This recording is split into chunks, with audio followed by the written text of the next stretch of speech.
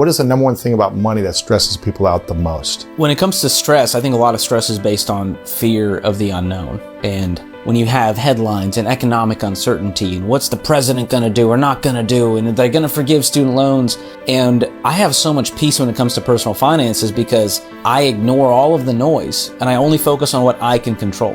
When you start pointing fingers at, well, what are we going to do about inflation, the cost of eggs, and Congress has got to get their act together, and the Fed, they keep messing with these interest rates, and the guy in the White House is to blame, and all of that is, we can always complain about that for a moment. But at the end of the day, we got bills to pay. We got goals to achieve. And so I go through all of those excuses in chapter 1 to tell people like, hey, we can point fingers and enjoy it, and that's cathartic. But at the end of the day, what you can control is the guy in the mirror and how he spends his money and how she saves her money. And to me, that at first is kind of like, okay, I can control me, whoop, whoop. But it's so empowering when you realize like, oh, if I'm the problem, I'm the solution.